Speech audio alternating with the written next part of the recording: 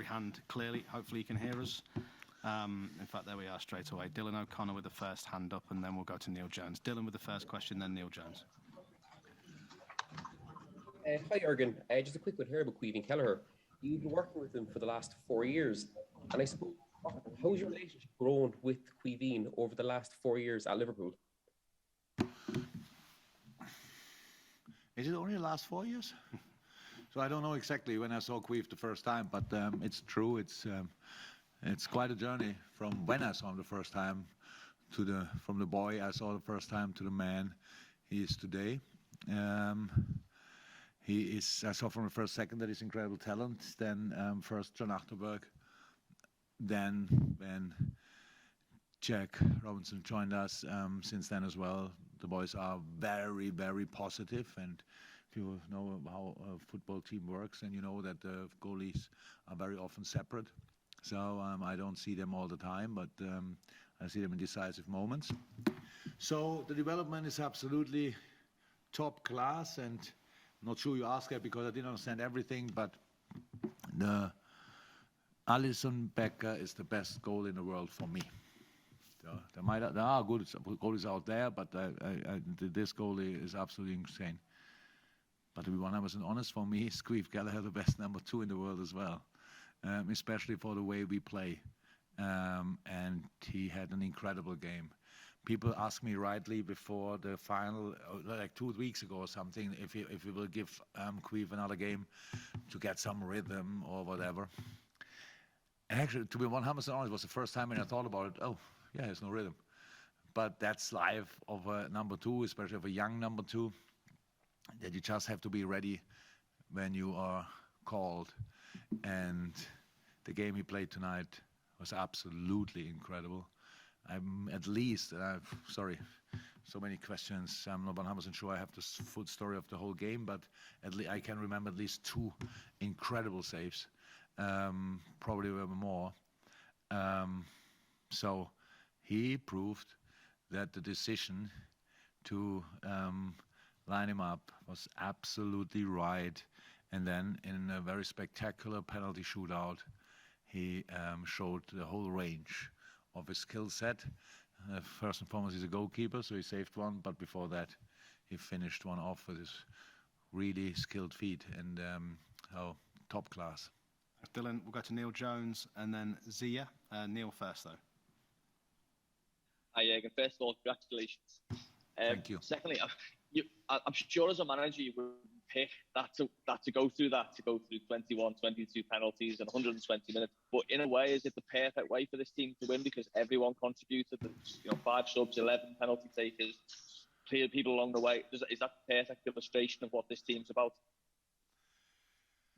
Perfect would have been if we could have had more players on the team sheet already, because this is today I had to make a few really tough decisions, and I said the boys in the meeting when all the boys were in, even the boys who were not on the team sheet, I said this here is my squad plus, and now I have to be careful that I don't forget anybody, but plus Tyler Morton, who was not with us because he was here I hope, but not in the hotel because he's slightly injured.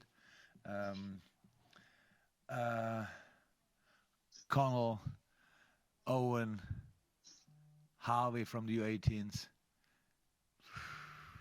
Not sure who I missed. All the boys who were here. Elijah played some minutes as well. Elijah, exactly, played some minutes as well. Adrian saved our ass in Preston. So it is, the whole journey was absolutely outstanding. So we were lucky a little bit. Oh, we had Adrian at Preston. Then we scored the 2 goals.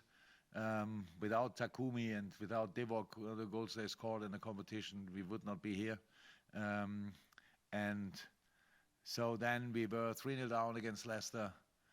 I think most of the people wrote us up in that moment, so we came back. Wonderful story, penalty shootout, won it. Then we had to change the way, and the home game with Arsenal, 0-0 at home against 10 men. There was nobody really positive about the second leg, and we went there and won in a really nice manner. And now tonight facing Chelsea, come on, that was like two I'm not sure, wild lions going for each other. That was absolutely crazy. They started better. We took over, were then better. Second half started again with two really good moments of Chelsea. We sorted it again. And then in the end, everybody was tired on the pitch, obviously. And then you have to get through it. And then the penalty shootout, one of the most spectacular I ever saw. And yeah, absolutely great to win it like this. This is we call it the People's Cup, but the whole journey was a squad journey, and that's what I love most about it. Thanks, Neil. We'll go to Zia, and we haven't got too many other hands, but Zia next, and then this might conclude for us. Thanks. Hi, Jurgen. Hi. Now, VAR was actually introduced to minimize the errors in football, as you know. But here we are discussing VAR again, because I personally was very confused about that Matip's disallowed goal. Now, how do you feel about that? And how do you feel about the progress we made with the VAR in football based on that decision tonight? I didn't see it back. So was there any doubt about the goal of Joel? I don't know. So I didn't see it back, so I cannot say anything about that. But obviously, VAR is not our favorite subject in a moment since last night. That was obviously a tricky one to understand. But today, I have no idea. Didn't see anything back, so cannot say anything about it. But obviously, there's still space for improvement. But that's how it is. Thanks, Zia. And Chris Bascom from The Telegraph, I think this will conclude, because everyone looks like they want to go home. Chris. Yeah. Hi, Jürgen. You've spoken a lot, and the players have spoken a lot about how they wanted so much more with the trophies. I just wanted to talk generally about the momentum and the feeling that a win like this gives you so much more still to play for this season. So it's good. Look, we were here and lost the final in a penalty shootout like 6-7 years ago. Afterwards, nobody talks about it. It's like you were twice in Wembley, you lost both finals. It's not that it was the tight game. We were clear better in the second half against Man City that time. Should have won in the second half, didn't. Then a shootout, we lose 4-1. They finished them. They scored with all, I think, and we missed one. I'm not 100% sure. Don't know it anymore. That's life, of a professional sports person. That's life. That nobody. So now, in 10 years' time, nobody will ask, how did they win exactly against Chelsea? Just have to win it. Were we better tonight than that time against City? I'm not sure 100%. But we are more experienced. That's a massive difference. We don't get nervous when things don't go well.